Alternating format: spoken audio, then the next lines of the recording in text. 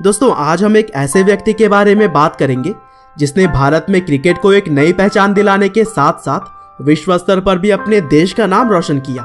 साथ ही उन्हें ही अभी तक भारत का सबसे सफल ऑलराउंडर भी माना जाता है।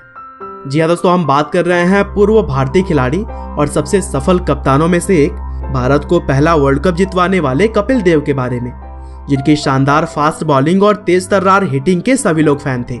और उनका खौफ उस जमाने में कुछ ऐसा था कि अच्छे अच्छे बैट्समैन भी उनकी गेंदों का सामना करने से डरते थे। और दोस्तों अपने इन्हीं टैलेंट्स के दम पर उन्होंने क्रिकेट की दुनिया में अपनी एक अलग ही पहचान बना ली है।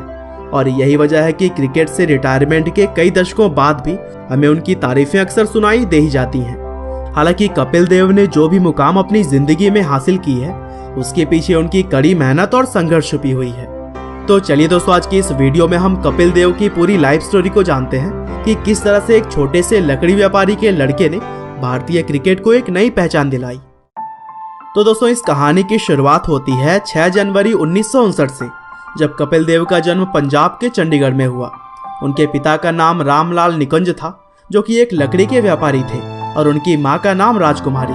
हालांकि भारत पाकिस्तान बंटवारे से पहले कपिल देव के माता पिता पाकिस्तान में रहते थे, लेकिन बंटवारे के बाद से वह भारत आ गए और इस तरह से कपिल और उनके 2 भाइयों का जन्म भारत में ही हुआ, लेकिन उनकी 4 बहनें पाकिस्तान में ही पैदा हुई थी। कपिल देव को शुरू से ही खेलों में दिलचस्पी थी और वह क्रिकेट को सबसे ज्यादा पसंद करते थे। उन्होंने अपनी स्कूल की पढ़ाई डीएवी स्कूल से की और लोग बताते हैं कि वहां पर भी वह काफी अच्छे एथलीट थे। और फिर शुरुआती पढ़ाई के बाद से Kapil Dev Saint Edward college गए, जहां पर उन्होंने क्रिकेट के खेल में खुद को काफी इम्प्रूव किया। और फिर इस खेल में कपिल के इंटरेस्ट को देखते हुए उनके घर वालों ने उन्हें क्रिकेट सीखने के लिए भेजने का फैसला किया। वैसे तो कपिल शुरू से ही काफी टैलेंटेड थे, लेकिन जो भी थोड़े बहुत गाइडेंस की उन्हें जरूरत थी वह उनको दिया पूर्व क्रिकेटर देशप्रेम आजाद ने। और दोस्तों एक इंटरेस्टिंग बात यह है कि कपिल देव जानते थे कि एक सफल तेज गेंदबाज बनने के लिए उनके कंधे मजबूत होने चाहिए, और इसीलिए वह लकड़ी की कटाई किया करते थे। और फिर जल्द ही उनके शानदार बॉलिंग को देखते हुए नवंबर 1975 में हरियाणा की रणजी टीम की तरफ से खेलने का उन्हें मौका मिला। और अपने इस पहले मैच में ही उन्होंने 6 विकेट चटकाकर लोगों को बता दिया कि क्रिकेट की दुनिया में एक नया सितारा आ रहा है। और फिर इस सीजन के उन्होंने कुल 30 मैचेस में 121 विकेट्स लिए। और फिर उनके खेल को देखते हुए रणजी के बाद से ईरानी ट्रॉफी, दुलीप ट्रॉफी और विल्स ट्रॉफी में भी उन्हें खेलने का मौका मिला।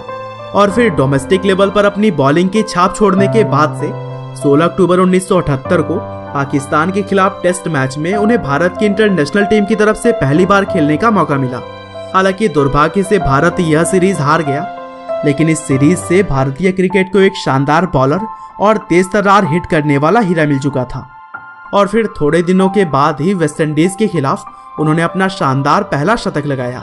हालांकि शतक तो कोई भी लगा सकता था, लेकिन यह शतक उनके लिए खास इसलिए था क्योंकि उस समय वेस्टइंडीज की बॉलिंग लाइनअप सबसे खतरनाक मानी जाती थी।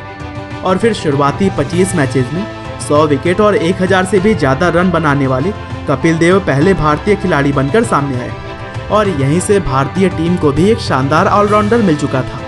और फिर उनके शानदार लीडरशिप स्किल्स को देखते हुए उन्हें 1982 में पहली बार श्रीलंका के विरुद्ध कप्तानी करने का मौका दिया गया। हालांकि यह मौका उन्हें इसलिए मिला था क्योंकि उस समय के कप्तान सुनील गावस्कर को आराम दिया गया था, लेकिन जल्द ही वह रेगुलर कप्तान भी बन गए। और उनके सामने कप्तान के तौर पर सबसे बड़ी चुनौती आई 1983 में, जब वर्ल्ड कप में भारत को खेलना था।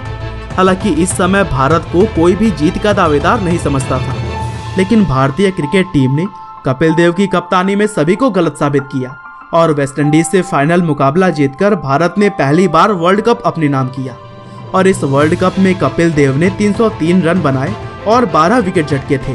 साथ ही उन्होंने अपनी शानदार फील्डिंग से 7 कैचेस पकड़कर कई सारे मैच भारत के खाते में डाले थे। और इस वर्ल्ड कप के बाद से उनको हमेशा के लिए भारत के उन चुनिंदा खिलाड़ियों में गिना जाने लगा जो कि अपने परफॉर्मेंस की दम पर मैच की दशा और दिशा दोनों बदलने की ताकत रखते हैं। और फिर आगे भी उन्होंने कई सारे सीरीज भारत को जितवाए और अपने आप को दुनिया के सबसे शानदार खिलाड़ियों की लिस्ट में शामिल करवाया। और फिर आखिरकार 1994 तक भारतीय क्रिकेट की सेवा करने के बाद से उन्होंने संन्यास ले लिया।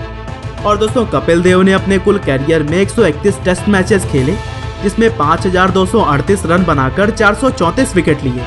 वहीं ओडीआई में उन्होंने 225 मैचेस में 3,783 रन बनाए और 253 विकेट झटके, और उनके यही आंकड़े उन्हें भारत के सबसे महान ऑलराउंडर की गिनती में सबसे ऊपर ला खड़ा करते हैं।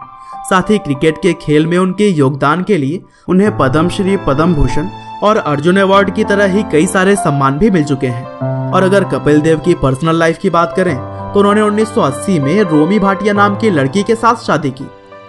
हालांकि दोस्तों, एक अच्छी बात यह है कि कपिल देव अभी भी क्रिकेट से दूर नहीं है, क्योंकि अक्सर हम उन्हें बतौर कमेंटेटर लोगों को एंटरटेन करते हुए देख सकते हैं और उनकी मौजूदगी में देश के खिलाड़ियों को भी काफ़ी सहायता मिलती है। और दोस्तों, अंत में बस मैं यही कहना चाहूँगा कि कपिल देव बहुत सारे क्रिकेट खिलाड़ियों के इंस्पिरेशन हैं और उनकी लाइफ हमें यह सिखाती है कि परिश्रम ही सफलता की कुंजी होती है। उम्मीद करते हैं कि कपिल देव की यह लाइफ स्टोरी आपको जरूर पसंद आई होगी।